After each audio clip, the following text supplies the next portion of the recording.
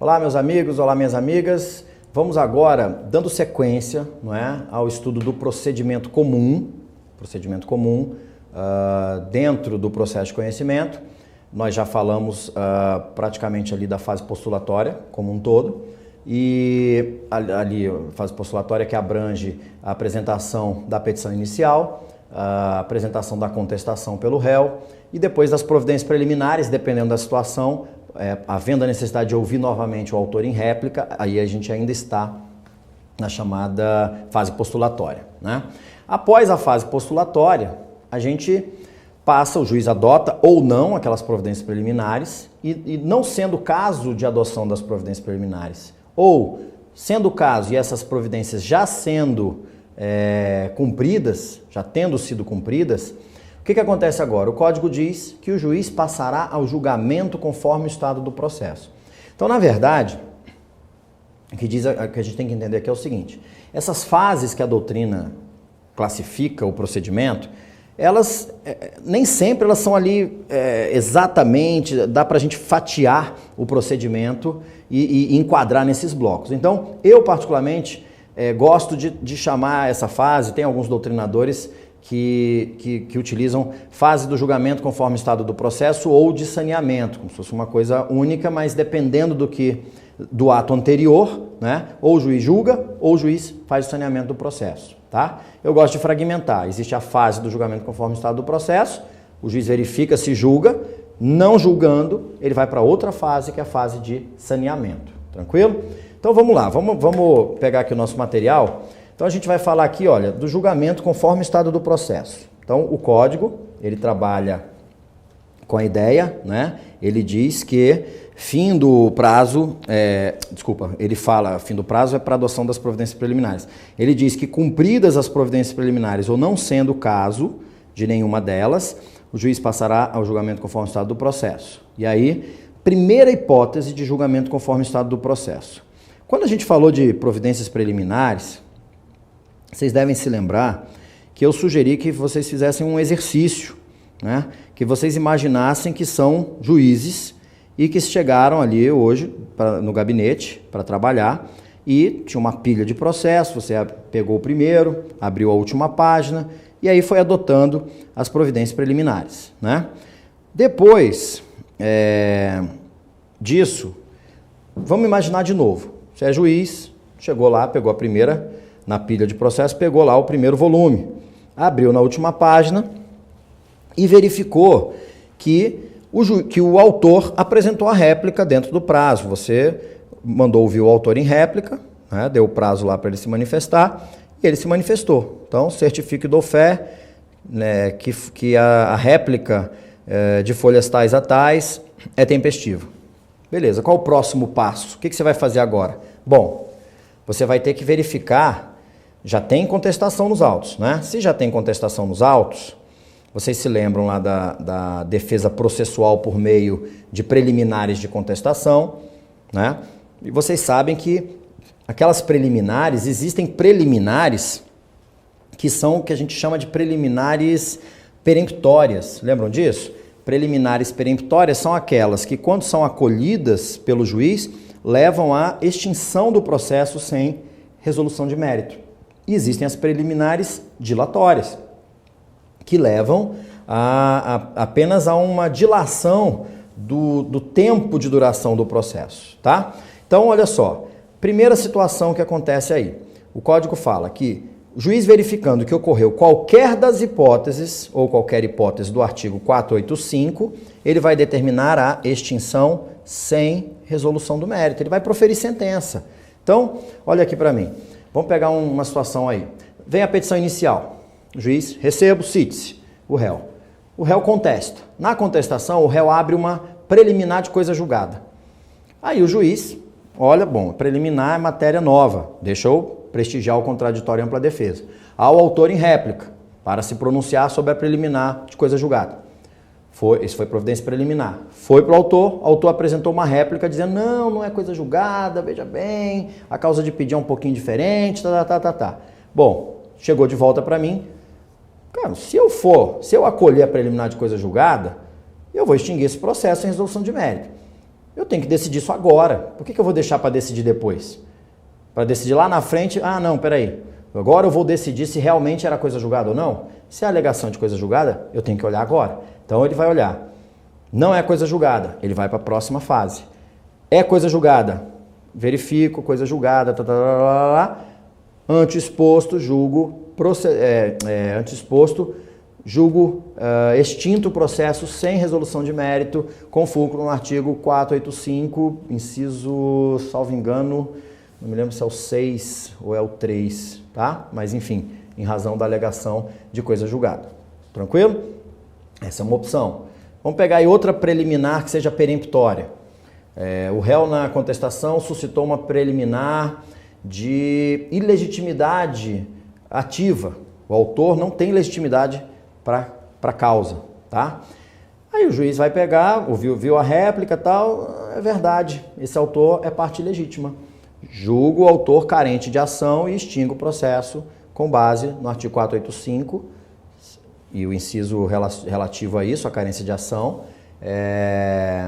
que acredito que agora sim seja o 6, o 4856, e pronto. Então, isso é julgamento conforme o estado do processo. Dependendo do estado em que o processo se encontra, o juiz julga ou não. A primeira possibilidade é essa, ocorrendo qualquer das hipóteses do artigo 485, que fala da extinção do processo sem resolução de mérito, o juiz extingue o processo sem resolução de mérito. Tranquilo?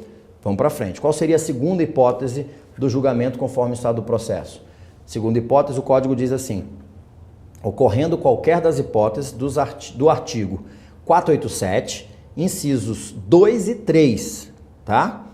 O artigo 487 só tem 3 incisos. O 1 está de fora. Qual é o 1? O 1 é que diz assim, haverá resolução do mérito, 1, quando o juiz acolher ou rejeitar o pedido do autor. Então, esse pedido aqui já é o pedido principal, é aquele que o juiz efetivamente julga se o autor tem razão ou não. Então, ainda não é agora, a gente tem que ir por eliminação. O que diz o 2?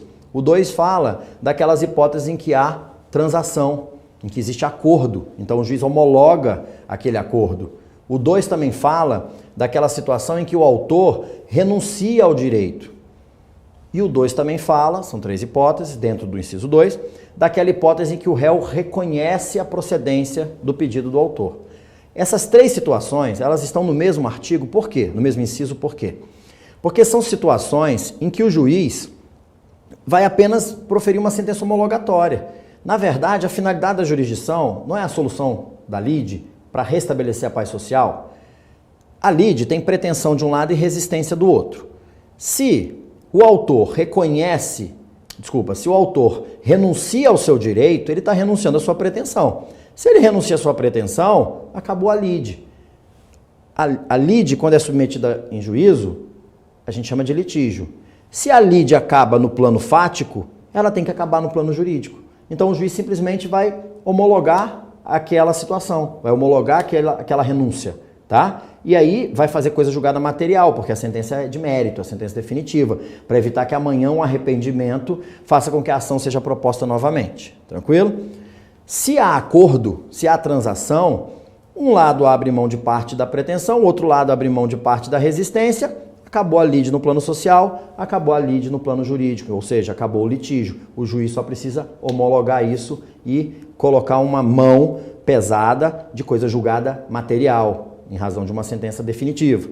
E por fim, quando o réu reconhece a procedência do pedido do autor, o réu abre mão da resistência. Sem resistência, tendo só pretensão, não tem lide, deixou de ter lide, deixou de ter litígio, juiz homologa. Então, o inciso 2º trabalha apenas com essas sentenças homologatórias, tá? Mas que são sentenças de mérito, são sentenças definitivas. Na prática, seria como? Pegou lá o volume, abriu na última página, deixa eu ver o que aconteceu aqui. Certifico que a réplica é tempestiva. Deixa eu ver por que teve réplica.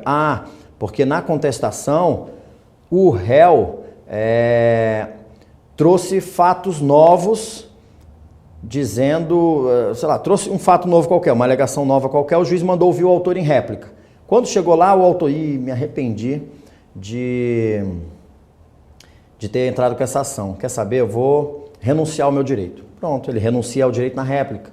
O juiz pega a réplica, lê e está renunciando ao direito, beleza, homologo por sentença isso aqui e com base no artigo 487, inciso 2, julga extinto o processo com resolução de mérito. Então, conforme o estado do processo, conforme o estado em que o processo se encontrava, o juiz proferiu um julgamento. Então, um julgamento conforme o estado do processo, agora não mais com base no 485, que a gente estava falando de sentenças terminativas, sentenças que não resolvem o mérito, mas sim com base em sentenças definitivas, sentenças que resolvem o mérito, no caso 487, inciso 2º, tá?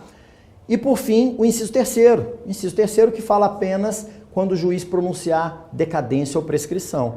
Mesma coisa, o réu suscita ali uma preliminar de decadência ou de prescrição, o juiz ouve o autor em réplica, quando ele pega essa réplica, o que ele vai fazer? Ele vai verificar, opa, argumento, contra-argumento, deixa eu fazer a conta aqui, não é verdade, prescreveu ou decaiu. O que vai fazer? Reconheço a prescrição, reconheço a decadência e, por conseguinte, julgo extinto o processo com resolução do mérito, com base no artigo 487, inciso 3º, tá? Então, essas são as duas primeiras possibilidades. Vamos olhar aqui rapidinho para o esquema? Então, quando eu falo em julgamento conforme o estado do processo, eu tenho aqui, se ocorrer qualquer hipótese do artigo 485, extinção sem resolução de mérito. Se ocorrer qualquer hipótese do artigo 487, 2 e 3, extinção com resolução de mérito, tá? Ficou de fora aquelas hipóteses, ou ficaram de fora, as hipóteses que são alcançadas pelo artigo 487, inciso 1º. O que o inciso 1º trata? Eu falei para vocês, trata de julgamento efetivo. Nos outros casos, não teve julgamento efetivo. Quando eu falo em julgamento efetivo, o que se espera do Poder Judiciário? Que ele extinga processo sem resolução do mérito? Não.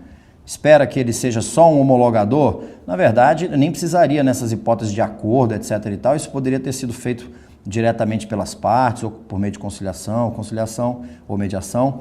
Julgamento efetivo é aquele em que o juiz realmente precisa se posicionar em favor do autor ou do réu. Então, o juiz acolhe ou rejeita o pedido. Tá? Só que o que acontece? Por que a gente vai sempre por eliminação? Porque o processo aqui ele vai ser julgado conforme o seu estado, tá? Se eu já tenho reconhecido as hipóteses do 485, o estado do processo é que esse processo necessita ser extinto sem resolução de mérito. No 487, 2 e 3, apesar de ser com resolução de mérito, o juiz não precisou se posicionar. Então a gente não vai nem falar em prova. Ah, tem prova documental, precisa ir para a fase instrutória? Não, porque aqui ele só está homologando decadência, prescrição ou aquelas hipóteses em que a lide deixou de existir, então o litígio também tem que deixar de existir.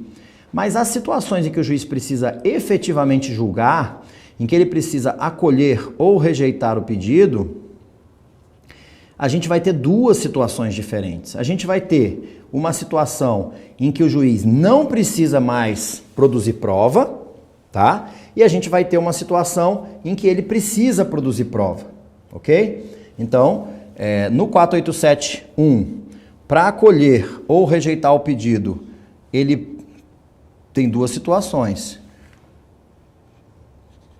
Necessita produzir provas.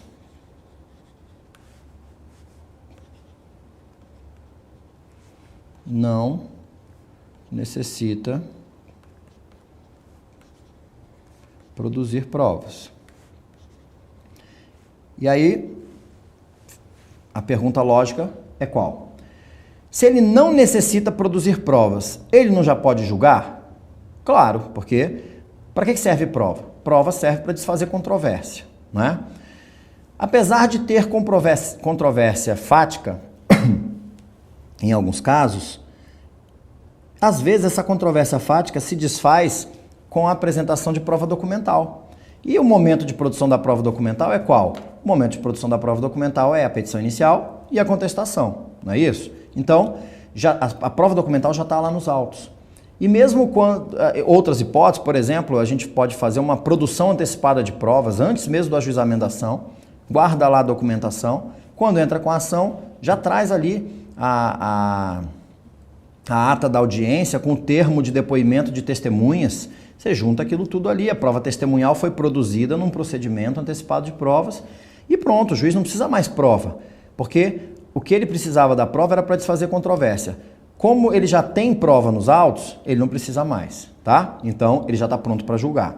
Outra situação que ele já está pronto para julgar é aquela situação em que ele, por lei, está autorizado a presumir que os fatos são verdadeiros. Por exemplo, na hipótese em que houve ajuizamento inicial, citou o réu ficou revel. Volta o processo para o juiz, o que ele vai fazer agora? É caso de extinção sem resolução de mérito, a não ser que tenha algum vício formal, não é. É caso de homologação no 2 ou no 3? Não, não é. Deixa eu ver se dá para julgar o mérito agora. Dá para julgar o mérito. Por quê? Porque apesar de não haver, de essas alegações do autor, por exemplo, a gente precisar de uma prova pericial, mas como o réu ficou revel e a lei autoriza o juiz a julgar, a presumir os fatos como verdadeiros, pronto, acabou. Eu vou presumir os fatos verdadeiros e vou julgar procedente o pedido, tá? Então, a gente vai ter aqui duas situações diferentes. Aqui, o juiz vai precisar produzir mais provas, ou seja, ele vai precisar de uma dilação probatória, tá? E aquela hipótese em que ele não precisa produzir mais provas. Quando ele não precisa produzir mais provas, ele já pode julgar antecipadamente o mérito, tá? Então, quando o código fala em julgamento, falava no outro, julgamento antecipado da lide, e agora, que estava no artigo 330, e agora, julgamento antecipado do mérito, na verdade, a palavra julgamento, ele está se referindo ao ato de efetivo julgamento, tá? Ao ato de se posicionar em favor do autor ou em favor do réu. Então, é claro que há julgamento do ponto de vista lato, né, do ponto de vista geral, quando ele julga extinto o processo em resolução de mérito. Né? Ele verifica que uma das hipóteses incidiu e extingue o processo em resolução de mérito. Tá? Então, mas aqui quando ele fala em julgamento antecipado do mérito, ele está falando de julgamento efetivo, ok? Ele acolhendo ou rejeitando o pedido do autor. Então, para usar o 4871 nessa fase de julgamento conforme o estado do processo, só vai acontecer isso se for possível o julgamento antecipado do mérito. Porque se precisar de uma dilação probatória, o juiz vai levar o processo para uma outra fase, que é a fase instrutória, que é a fase em que eu vou produzir provas. Tá? A fase que eu vou produzir provas. Então vamos para frente. Quando que pode ocorrer julgamento antecipado do mérito? Eu resumo da seguinte forma, antes de olhar os artigos. Eu vou julgar antecipadamente o mérito quando o juiz não precisar produzir provas. Quando que ele não precisa produzir provas? Então vai lá. O juiz julgará antecipadamente o mérito, proferindo sentença com resolução de mérito. Sentença com resolução de mérito, fundado em que artigo? No artigo 487, inciso 1º. Acolho ou rejeito o pedido do autor. Quando? Quando não houver necessidade de produção de outras provas e quando o réu for revel e ocorreu o efeito previsto no 334, que é a presunção de veracidade. Na verdade, aqui o código está sendo redundante, porque se ocorrer revelia com efeito de presunção de veracidade, o juiz não precisa produzir provas, né? Mas é que aqui ele está falando necessidade de produção de outras provas, tá? Então, necessidade de produção de outras provas. Apesar que na revelia, o autor que alegou e pretende provar por meio de documentos, os documentos já tem que acompanhar. Mas a gente pode também fazer uma outra pergunta aqui. Mas quando que o juiz não precisa de novas provas? Dá para a gente especificar as situações? Dá. E nesse plano, o código anterior era muito mais eficiente. Ele dizia que o juiz não precisa produzir novas provas quando a matéria em discussão for unicamente de direito. Claro, se a matéria é só de direito, estou falando, olha, senhor juiz, a lei tal, com base na lei tal, com base no decreto tal, a administração pública está descontando 17% no meu contra-cheque a título de INSS, quando o correto seria 11%. Eu entendo que esse decreto é ilegal e eu quero que o senhor declare a ilegalidade disso e que determine a administração que pare de realizar esse desconto de 17%. A matéria é só de direito, não tem nenhuma prova a ser discutida, produzida, né? O juiz só vai analisar o ordenamento jurídico, a Constituição e vai ver se um decreto pode majorar uma alíquota de contribuição previdenciária, principalmente quando a lei prevê qual é essa alíquota. Então, quando a matéria for unicamente de direito, não há necessidade de produção de novas provas, ou quando a matéria for de fato e de direito, e os fatos já estão comprovados por documentos. Isso estava no antigo artigo 330, inciso 1º do Código. Tá? O juiz julgará antecipadamente a lide. 1. Quando a matéria for unicamente de direito ou sendo de fato e de direito, os fatos já estiverem comprovados por documentos. 2. Quando ocorrer a revelia, e entre parênteses tinha artigo 319, que era justamente o artigo que falava da presunção de veracidade dos fatos. Ok? Então, nessas duas hipóteses, quando não houver mais necessidade de produção de outras provas, que aí a gente subdivide nessas aqui, ou quando ocorrer revelia com presunção de veracidade, tá? E não, essa outra ponta aqui, quando não ocorrer, quando não houver requerimento de prova, na forma 349, é porque vocês sabem que o rével ele pode comparecer nos autos a qualquer tempo, né? Ele recebe o processo no estado em que se encontra. Então, ele pode até ter ficado rével porque o advogado dele perdeu o prazo da contestação.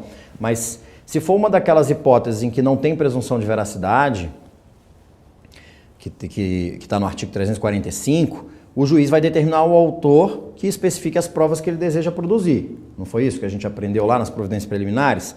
Então, nessas hipóteses, na hora que sair publicado o despacho, as partes, o autor para especificar as provas que deseja produzir, como o advogado está nos autos, representando o réu, e ele só perdeu o prazo da contestação, ele pode apresentar um pedido de oitiva de testemunha. Bom, se ele está apresentando um pedido de produção de prova, acabou. O processo não pode ser julgado agora. Ele vai ter que ir para a próxima fase, que é a fase instrutória. Beleza? Então, a gente tem que prestar atenção também nisso, né? Naquelas hipóteses em que, apesar de ter ocorrido a revelia, o juiz vai determinar a produção de provas pelo autor e, nesse sentido, o réu também pode requerer a produção de provas. Tá? Uma outra criação do Código 2015 foi essa aqui, que a gente tem o artigo 356 falando do chamado julgamento antecipado parcial do mérito. Que aí ele diz assim: o juiz decidirá parcialmente o mérito quando um ou mais dos pedidos formulados ou parcela deles mostrar-se incontroverso.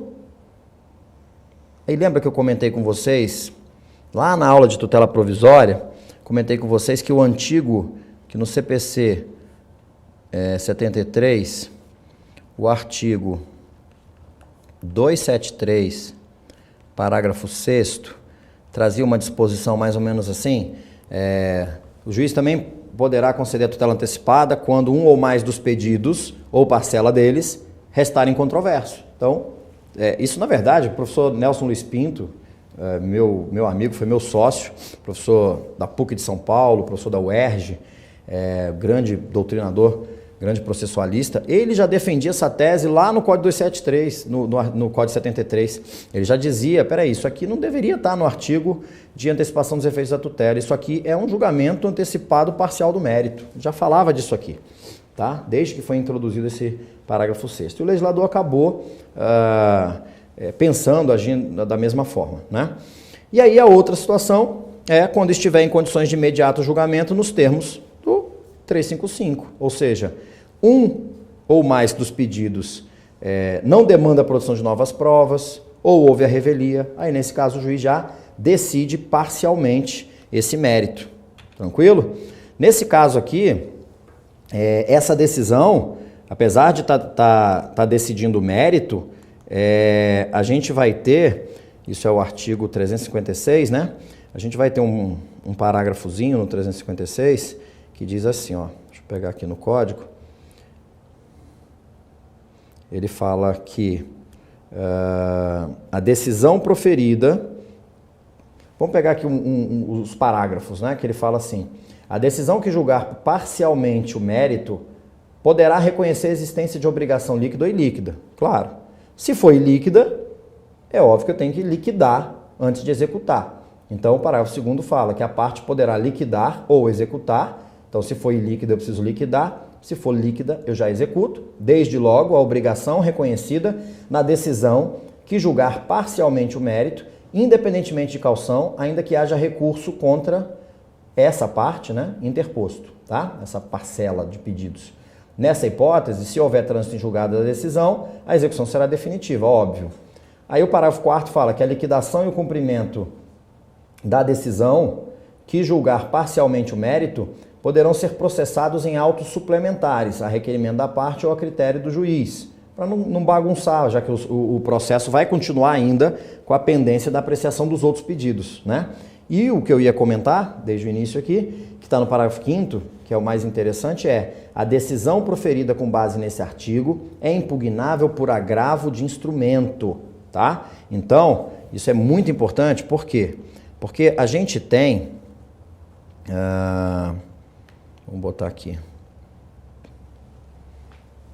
nessa hipótese aqui, decisão impugnável por agravo de instrumento, tá? Essa decisão que decide parcialmente o mérito é a decisão de mérito, não é? Então, qual é o fundamento dela? Vamos lá, ela julgou procedente o pedido A. Existia pedido A, pedido B e pedido C. Ela julgou procedente o pedido A, ok?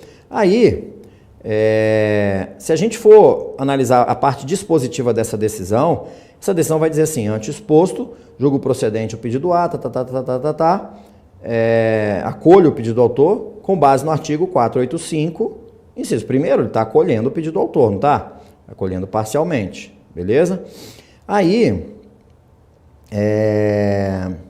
a gente tem uma decisão que ela não vai ter nome de sentença, mas ela tem conteúdo de sentença. E a gente sabe que o conceito de sentença, o conceito de sentença, ele abrange o conteúdo, né? Se a sentença é aquele provimento do juiz que é fundado em uma das hipóteses do 485 ou do 487, né? Então, nesse caso, a gente tem uma sentença, só que eu não vou apelar, porque a apelação não obrigaria eu a remeter os autos para o tribunal. Só que como é que eu vou remeter os autos para o tribunal se ainda há pendência de pedidos para serem apreciados pelo juiz, né? Então, nesse caso, a gente não vai recorrer por meio de apelação, mas sim por meio de agravo de instrumento, tá? Agravo de instrumento. E existem outros dispositivos no Código que trabalham, por exemplo, com as hipóteses em que você o Código utiliza a expressão sentenças, como é que ele fala? São decisões interlocutórias de natureza que decidem o mérito, que extinguem o processo, alguma coisa nesse sentido. Então, quando a gente fala desse desse tipo de decisão, né, o processo que é extinto por meio de decisão interlocutória, na verdade, a gente tem como exemplo essa decisão interlocutória que decide parcialmente, né, parcialmente o mérito, tá? Então, é isso. Eu estou olhando aqui no código, enquanto eu comento com vocês, só para ver se eu pego um exemplo aqui dessa decisão. Talvez eu tenha aqui, ó. Estava olhando no agravo de instrumento. Rejeição, intervenção de terceiros, revogação, agravo interno. Por enquanto, a gente volta disso quando a gente falar lá do sistema de recursos, tranquilo? Então, vamos encerrar aqui essa aula e com isso a gente pegou, já passou fase postulatória, né? Providências preliminares e fase do julgamento conforme o estado do processo, tá? A partir daqui, dando sequência no procedimento comum, a gente viu que se o juiz não extinguiu o processo com base no 485, sem resolução de mérito, não extinguiu o processo com base no 487, mérito, 2 e 3, decadência, prescrição, homologação de acordo, renúncia, reconhecimento, e não julgou antecipadamente o mérito, seja parcial ou total, porque ele não precisava mais de prova, a única situação que ficou faltando é qual? A que ele precisa produzir prova, né? Então isso aí vai ser o tema da nossa próxima aula. A gente se encontra daqui a pouco. Até já.